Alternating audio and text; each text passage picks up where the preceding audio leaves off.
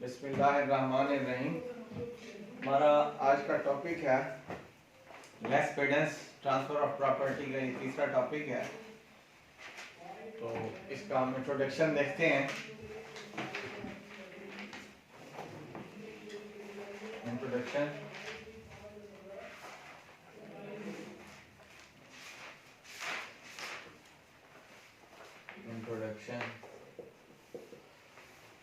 कि ये है क्या। Lis pendens is a Latin word which connotes that suit pending with reference to property, जो कि ये जाहिर करता है कि ये पेंडिंग सूट है प्रॉपर्टी के मुतालिक, उसको जाहिर करता है कि एक सूट पेंडिंग है प्रॉपर्टी के साथ। This term sometimes abbreviated as lives and.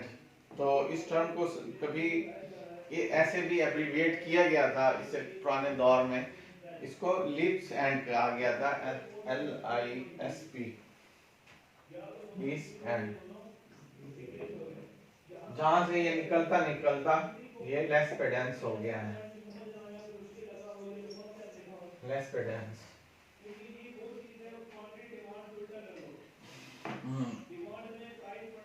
ये एक लैटिन वर्ड है। तो इसका मतलब ये है कि property can not be transferred. तो प्रॉपर्टी जो है वो कैन नॉट बी ट्रांसफर्ड हो सकती है during the pendency of a suit. तो एक सूट की पेडेंसी के दौरान प्रॉपर्टी जो है ट्रांसफर नहीं हो सकती है।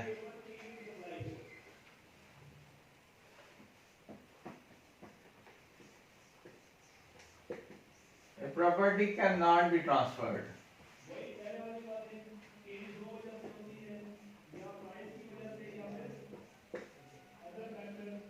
Cannot be transferred। उसमें कंडीशन ये है during the pendency of suit. एक कंडीशन लगा दी गई है जिसको लेस पेडेंस का नाम दिया गया during the pendency of suit. Pendency of suit का मतलब है एक दावे के चलने के दौरान ही आप वो प्रॉपर्टी को ट्रांसफर नहीं करवा सकते हैं between the parties in the court. A property cannot be transferred during the pendency of a court between the parties in the court. तो इसका मतलब ये है during the pendency of suit nothing new should be introduced।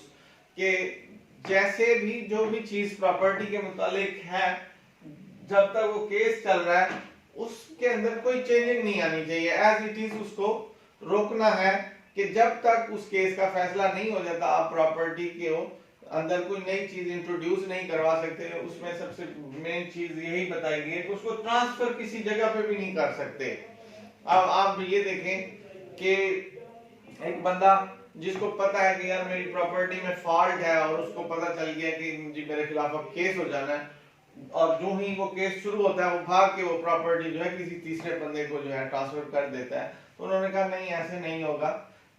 जो भी जिसके खिलाफ भी केस आ गया कोर्ट के अंदर तो उसमें सेक्शन 52 इसको करता है। वो सेक्शन 52 उस चीज को प्रोटेक्ट करता है कि जो ही वो केस पेंडिंग में आ गया अदालत में, अदालत के अंदर पेंडिंग चलना शुरू हो गया, तो उस प्रॉपर्टी जिस प्रॉपर्टी के मुतालिक वो केस चल रहा है उस प्रॉपर्टी को आप ट्रांसफर किसी भी जगह पे नहीं करवा सकते हैं। Nothing new should be introduce. तो उसके अंदर during the pendency of suit nothing new should be introduced during the pendency of the suit।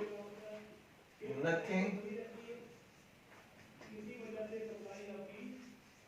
new should be introduced।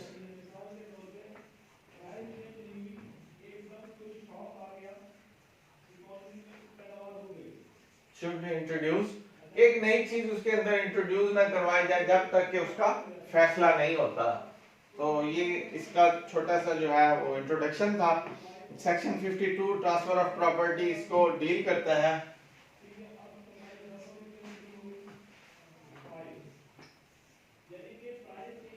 Transfer of property act, ठीक है, ट्रांसफर ऑफ प्रॉपर्टी एक्ट जो है section 52 transfer of property act इसको deal करता है। और ये एक असूल बनाया गया है।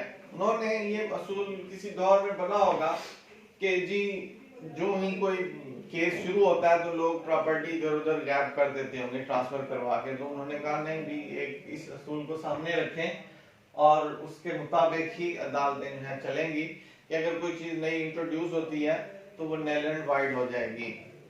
मीनिंग ऑफ लेस पेडेंस,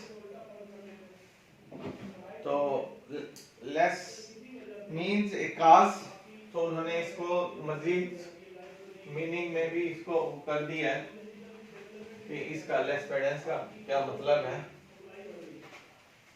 तो ये एक ऐसा टॉपिक है जो हम हर रोज अदालतों में सुनते हैं, जहां पे भी सिविल लिटिगेशन चल रही होती है तो ये लेस पेडेंस के वर्ड जो है ना ये कॉमनली वहां पे इस्तेमाल हो रहे होते हैं। तो लेस मीन्स ए काज, वजह।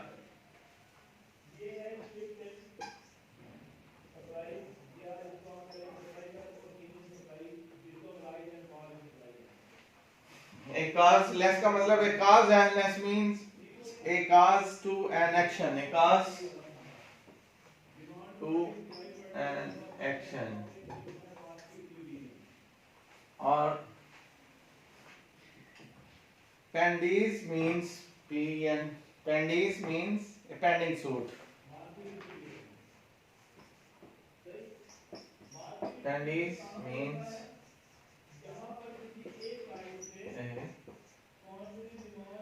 पेंडिंग, एक अदालत के अंदर समाप्त शुदा पेंडिंग चलता हुआ केस, पेंडिंग सूट, जिसकी समाप्त चल रही हो तो उसको पेंडिंग सूट कहते हैं, जिसकी समाप्त जारी हो।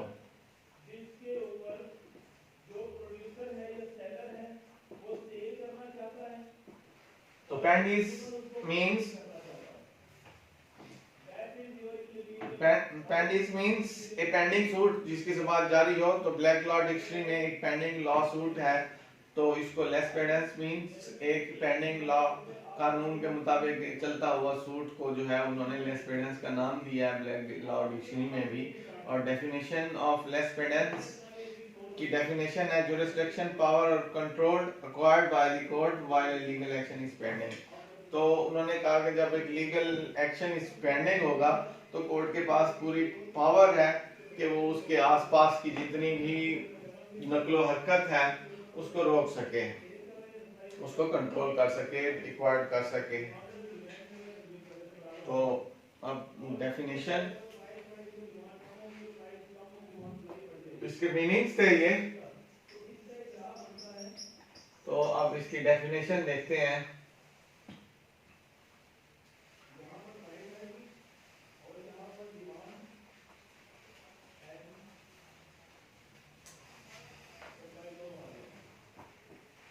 मीनिंग्स के बाद अब डेफिनेशन है।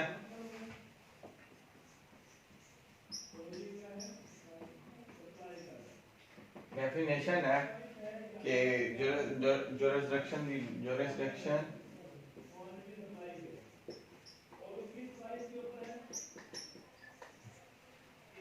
jurisdiction पावर और control, power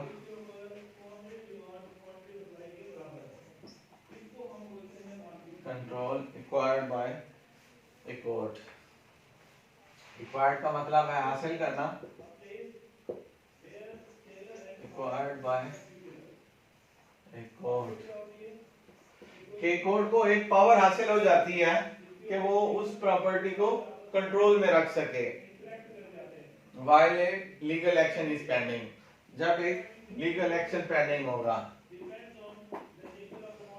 while a legal action is pending. तो ये इसके मीनिंग है कि जब एक लीगल एक्शन पेंडिंग के दौरान कोर्ट को ये इख्तियारात हासिल है कि वो उसके मुतालिक जो भी दूसरे मामला चल रहे हैं उनको कंट्रोल में रख सके, एक पावर को इस्तेमाल कर सके। कि जी ये इसकी ट्रांसफर क्यों हो गई है, उसको उसी टाइम नल एंड वाइड भी करार दे सकती है। ये कोर्ट के पास पावर है। दोनों ने लेस्पेडेंस की डेफिनेशन यही दी है कि कोर्ट को इख्तियार हासिल है कि during the pendency of suit उसको वो जो है प्रॉपर्टी को कंट्रोल में रखे।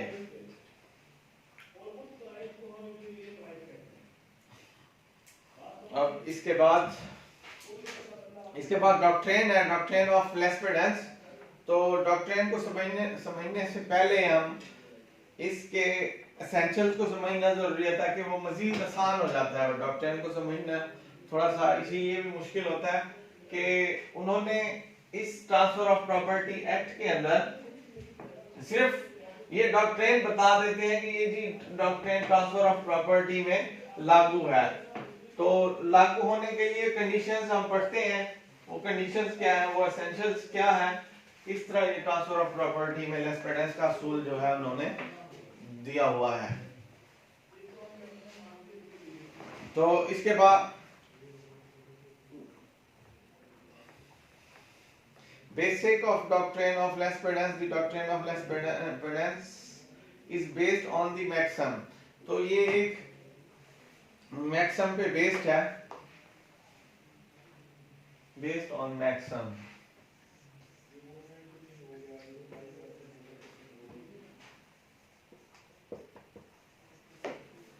मैक्सिम तो ये मैक्सिम के ऊपर बेस्ड है कि पेडेंट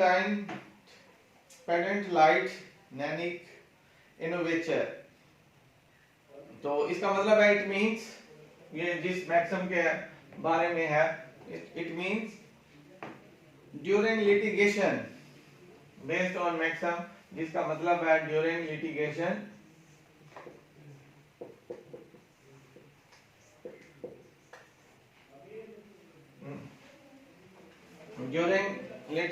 nothing new should be introduced.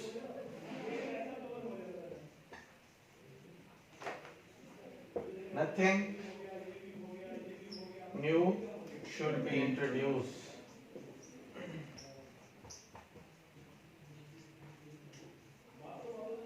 तो ये मैक्सिम है जिसमें उन्होंने बताया गया ड्यूरिंग लिटिगेशन का मतलब होता है कि एक बंदे का दूसरे बंदे के खिलाफ किसी भी प्रॉपर्टी का दावा जो है वो चल रहा है तो उसको लिटिगेशन कहते हैं। During litigation nothing new should be introduce. तो नई चीज जो है इंट्रोड्यूस नहीं होनी चाहिए उस प्रॉपर्टी के अंदर। तो इसका पर्पस ऑफ लेस्पेडेंस, ये मैक्सिमम इसका बारे में बता दिया। इसके बाद इसका पर्पस क्या है,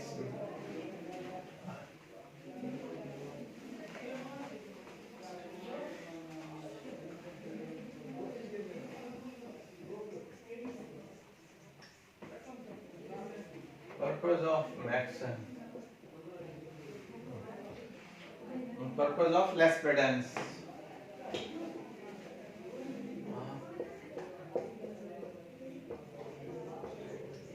पर्पस ऑफ लेस्पेडेंस, तो इसका पर्पस, इसका मकसद जो है उन्होंने कहा है प्रिवेंशन ऑफ मल्टी सूट। इसका जो पर्पस है वो है प्रिवेंशन ऑफ मल्टी सूट। उसी प्रॉपर्टी के मुतालिक एक से ज्यादा वो खदशा होता है कि जी अब वो उन्होंने ट्रांसफर कर दिया तो अब उसको भी पार्टी बनाए और उसके खिलाफ भी केस शुरू कर दें।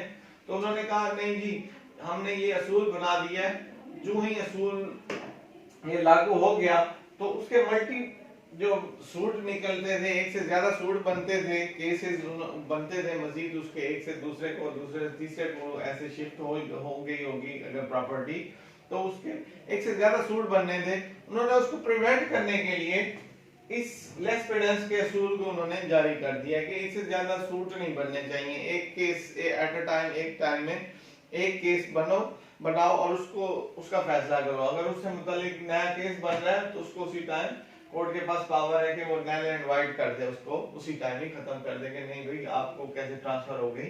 अभी तो इन दोनों के दरमियान में जो है वो केस चल रहा है, तो इसी तरह वो जो है नया सूट नहीं बनेगा और प्रिवेंशन होगी मल्टी सूट्स की। तो ये बेसिक इसका मकसद है। Multiplicity of suit, multiplicity of suit, एक से ज्यादा जो है सूट को प्रिवेंट करना है, खत्म करना है, एक से ज्यादा सूट्स को खत्म करने के लिए इसको बनाया गया है। तो अब इसके एसेंशियल्स हैं।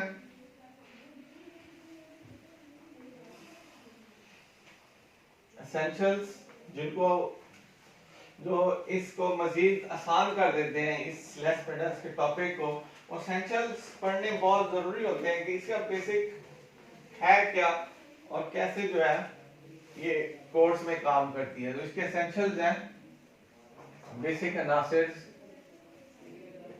जिनसे ये कानून वजूद में आया, ये असूल जो है वो वजूद में आया। तो उसमें उन्होंने essentials of doctrine of lis pendens, essentials में following are the essentials of doctrine of lis pendens. तो उसमें सबसे पहला है transfer during the pendency of suit. तो ये कानून उस वक्त लगेगा जब एक प्रॉपर्टी को ट्रांसफर किया जाएगा पेडेंसी ऑफ सूट के दौरान में, तो वहां पे ये फौरन ही एक्शन शुरू कर देगा। तो इस पर पहला है ट्रांसफर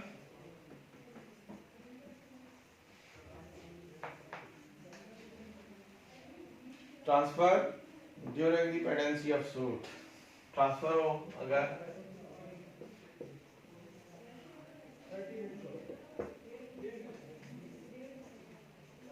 पेडेंसी ऑफ सूट, अगर ट्रांसफर है तो ये फौरन ही आ जाएगा। जो ही एक पेडेंसी ऑफ सूट के दौरान ट्रांसफर हो गया, ट्रांसफर बाय एनी पार्टी, कोई भी पार्टी जो ही सूट शुरू हुआ, लिटिगेशन शुरू हुई दो पार्टियों के दरमियान में, तो उसमें से एक अगर पार्टी करती है ट्रांसफर करती है, तो transfer by any party to the litigation should have taken place during the pendency of suit. तो उनको जो है इसमें लेके आना जरूरी होता है कि उन दोनों के दरमियान में ही से ही एक पार्टी ने उसको ट्रांसफर किया है, तो उनको लेके आना है कि फौरन आए भी ये कैसे हो गया और उसको नल एंड वाइड करार देना है ट्रांसफर को। कंप्यूटर कोड ऑफ ज्यूरिसडिक्शन, दूसरे पहले नंबर पे ट्रांसफर था, दूसरे नंबर पे कंप्यूटर कोड।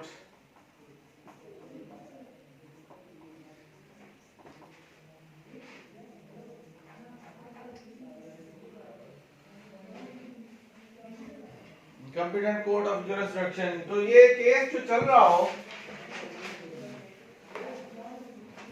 वो कंप्यूटर कोर्ट के पास हो,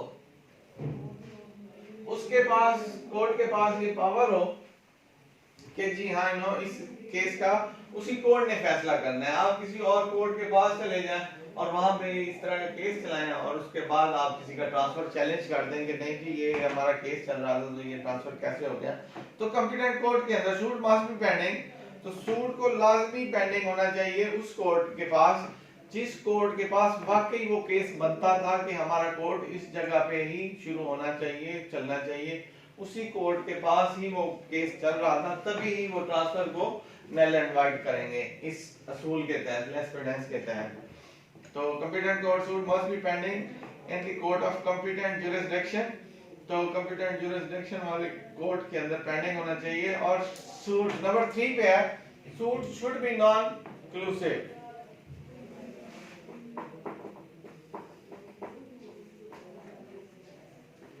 सूट should be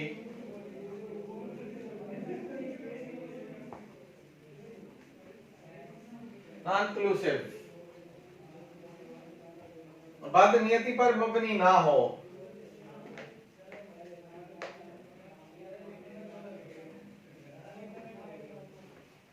सूट जो है बदनीयती पर मबनी ना हो, वाकई उन दोनों के दरमियान में एक लिटिगेशन का अंसर बना हो और इस बेस पे उन्होंने केस जो है पेंडिंग किया हुआ हो। तो उन्होंने इसीलिए कहा कि सूट जो है शुड बी नॉन कंक्लूसिव होना चाहिए। तो उसके अंदर बाकी लिटिगेशन की पावर हो कि बाकी इसके अंदर जो है कोई इन दोनों के दरमियान में मामला था और जो हम इसी नियत के साथ कोर्ट के अंदर हमने अपना केस को शुरू किया है और केस के अंदर इसीलिए केस जो है कोर्ट के अंदर पेंडिंग है। तो उनकी बदनीयती नहीं है कि जी हमने किसी का ट्रांसफर खराब करवाना है, दो लोग आपस में बैठ के आप सुन लें कि जी दो लोग जो है आपस में बैठ के एक दूसरे को जमीन फरोख्त कर रहे हैं और ट्रांसफर करने का मामला है, तो आप फौरन जाएं और केस को किसी जगह पे पेंडिंग करवा दें, उसी कोर्ट में जाके पेंडिंग करवा दें कि इनका, ताकि वो खराब हो जाए, ट्रांसफर का जो अमल है वो रुक जाए कि पेंडिंग भाई एक सूट पेंडिंग कर दिया। तो इस तरह का ना हो, वाकई उनके दरमियान में एक लिटिगेशन हो कि दोनों को में से एक का राइट जो है वो इन्फ्रेंज हुआ हो, उसमें एक का राइट जो है उसको झटका लगा हो कि भाई आपका राइट जो है इसने हासिल कर लिया है। तो इस तरह की लिटिगेशन होगी तो तभी ये लेस्पिडेंस जो है काम करेगा। अगर बदनीयती होगी तो ये काम नहीं करेगा। Suit relating to immovable property, तो ये जो सूट है रिलेटिंग टू इमूवेबल प्रॉपर्टी के मुतालिक होना चाहिए। नंबर 4 पे है रिलेटिंग टू इमूवेबल प्रॉपर्टी।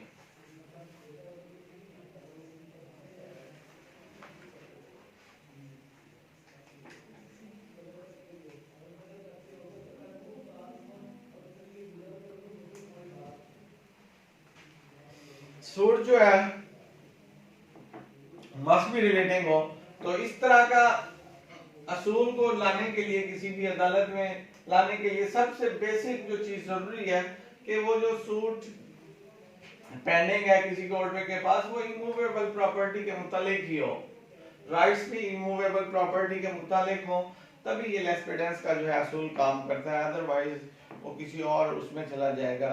अगर इमूवेबल प्रॉपर्टी नहीं है, मूवेबल प्रॉपर्टी है, तो उस जगह पे ये असूल नहीं चलेगा। तो ये इस असूल का चलने का ये खास शराइत में से, खास अनासिर में से एक आंसर है इमूवेबल प्रॉपर्टी का। इसके बाद है नंबर 5 पे right to immovable property must be directory. तो डायरेक्ट राइट हो पार्टी का, तो उन्होंने कहा है जो राइट ऑफ नंबर 5 पे है, राइट जो है वो डायरेक्टरी होना चाहिए। Right to immovable property must be directory. तो डायरेक्ट हो, उनका ताल्लुक हो, ये ना हो कि जी मेरे मामू के बेटे का ये मामला है तो आप उसको दरमियान में लेंगे। तो डायरेक्ट रिलेशन हो,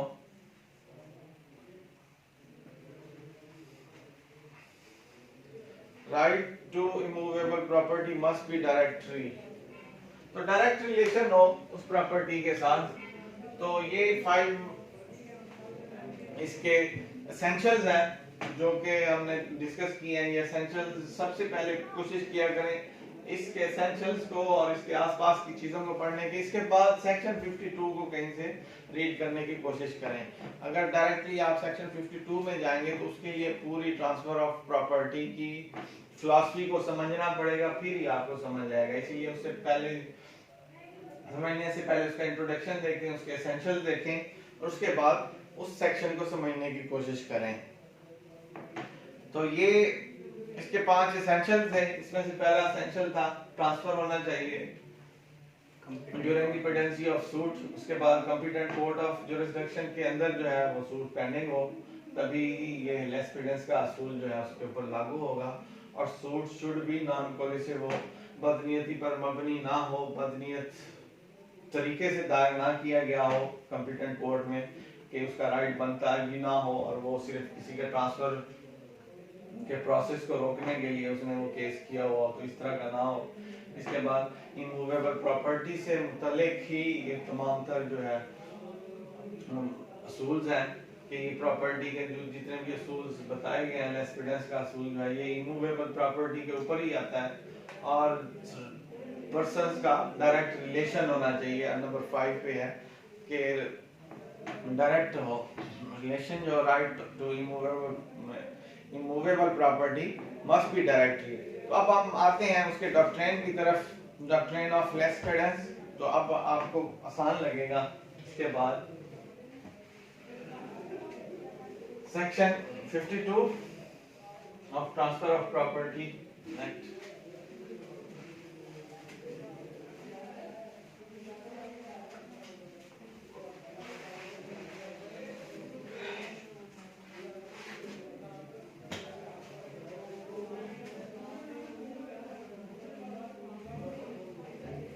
doctrine of less pedants according to section 52.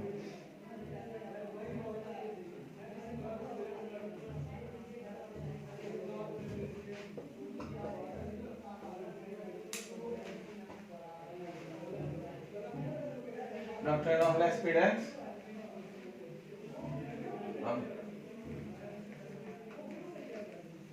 According to section 52. So 52. According to section 52, during the pendency in any court, किसी भी कोर्ट में पेडेंसी के दौरान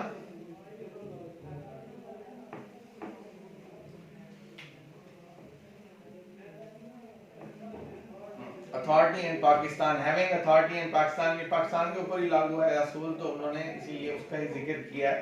तो during the pendency in any court having authority in Pakistan or established beyond the limit of Pakistan by the federal government, any suit or proceeding which is not coercive. तो कोई भी suit और proceedings जो कि कोलेसिव नहीं है, which is not coercive, हमने इसके एसेंशियल में पढ़ा है कि कोलेसिव नहीं है, which is not coercive and in which any right to immovable property is directly, तो जिसके अंदर किसी का राइट जो है डायरेक्टली है और स्पेसिफिकली इन क्वेश्चन है, the property can not be transferred, तो वो प्रॉपर्टी जो है ट्रांसफर नहीं हो सकती है. तो उन्होंने सेक्शन 52 में ये चीज मेंशन की है कि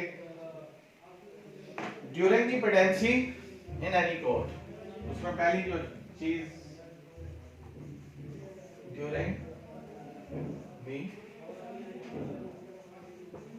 पेडेंसी in any court,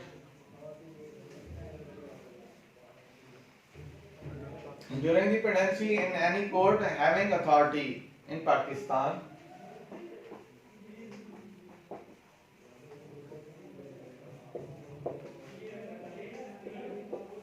having authority in Pakistan,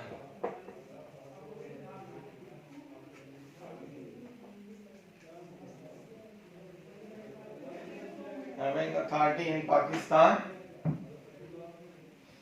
अच्छा, any suit or proceedings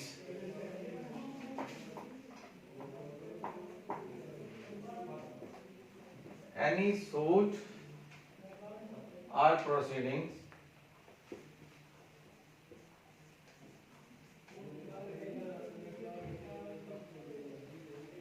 any suit or proceedings which is not coercive, in which any right to immovable property is directly,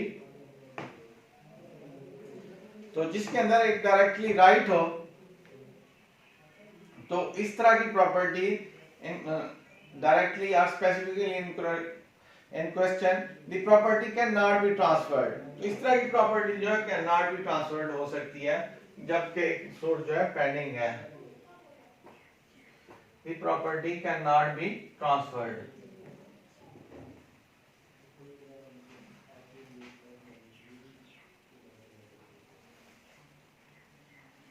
तो ये सेक्शन 12 है जिसमें उन्होंने बता दिया कि during the pendency in any court जिसमें अथॉरिटी होगी पाकिस्तान की कोर्ट्स को हैविंग अथॉरिटी इन पाकिस्तान, तो एनी सूट, तो इस तरह के सूट प्रोसीडिंग्स जो कि नॉट कोलेसिव है, विच इज नॉट कोलेसिव, बदनीयती पर मबनी नहीं है, और इन विच एनी राइट टू इन, और उसके अंदर जो राइट दिया गया वो इमूवेबल प्रॉपर्टी का वो डायरेक्टली है और स्पेसिफिकली है, मखसूस किया गया कि राइट वाकई इनका कोई बनता है, इन क्वेश्चन है, तो वो प्रॉपर्टी जो है वो ट्रांसफर नहीं होगी.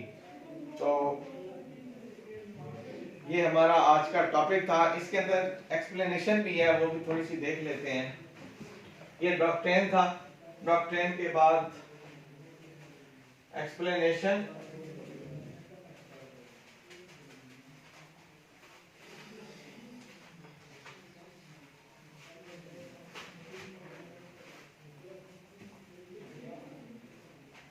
सेक्शन 52 का एक्सप्लेनेशन भी उन्होंने बताया. थोड़ी सी एक्सप्लेनेशन भी है. If for the purpose of this section, the pendency of suit or proceeding shall be deemed to commence from the date of presentation of the plaint or the institution of the proceeding in any court of competent jurisdiction and to continue until the suit or proceedings has been disposed of by final degree। तो ये असूल जो है लेस्पिडेंस का, ये उन्होंने कहा ये असूल उस वक्त शुरू होगा जब ये उस टाइम से शुरू होता है जिस टाइम से कोर्ट में केस दाखिल होना शुरू होता है, जिस डेट से जो है कोर्ट के अंदर को चला गया है, केस चला गया है, ये उस दिन से शुरू होता है और ये असूल उस टाइम से शुरू होगा और जब तक वो केस जो है अपने इख्तिताम तक नहीं पहुंचता, ये लेस्पिडेंस का उसके ऊपर जो तलवार है वो लटकी रहती है। तो उन्होंने इसकी एक्सप्लेनेशन में यही बताई है कि जिस commence from the date of institution, commence from the date of its institution, इसके दाखिल केस के दाखिल करने से ये लेस्पिडेंस का असूल शुरू हो जाता है और ये उस वक्त तक रहता है and to continue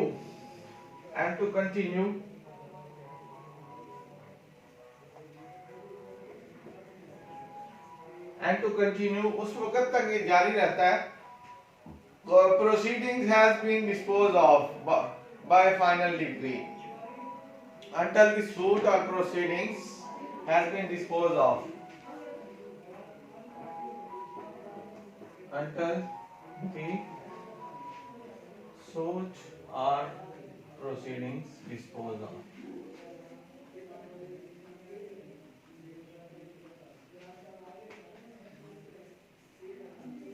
dispose of हो जाए या वो डिक्री बन जाए बाय फाइनल डिक्री। तो एक डिक्री फाइनल डिक्री के जरिए से जो जब तक वो सूट जो है डिस्पोज ऑफ नहीं हो जाता, उसका इख्तिताम नहीं हो जाता, इख्तिताम डिस्पोज ऑफ इख्तिताम कहते हैं, जब तक डिक्री के थ्रू वो इख्तिताम नहीं हो जाता उस टाइम तक, वो जो टाइम है उस टाइम तक ये डॉक्ट्रिन ऑफ लेस्पिडेंस जो है उस प्रॉपर्टी के ऊपर लागू रहता है। अगर कोई भी ट्रांसफर जो है वो उस टाइम से शुरू हुआ है, जिस टाइम से किसी ने उस टाइम के दौरान में किया है, तो ये उसके ऊपर फौरन ही एक्ट करेगा और उसको ट्रांसफर को जो है निल एंड वाइड कर देना है, उसने उसी टाइम में उसको खारिज करवा देना है इस असूल की बेस पे कि जब सूट पेंडिंग हुआ था आपने उस टाइम जो है आपने ये ट्रांसफर कर लिया और ये उस वक्त तक कंटिन्यू रहता है जब तक उस सूट का फैसला नहीं होता। अगर उसका फैसला हो गया और उसके बाद किसी ने ट्रांसफर करवाया है तो जाहिर है राइट का तायुन हो गया, तो उसके बाद वो उसकी मर्जी है कि वो जिसको भी मर्जी चाहे ट्रांसफर करवा दे। तो ये हमारा आज का टॉपिक था, तो इसी के साथ ही आज इख्तिताम करते हैं। अल्लाह।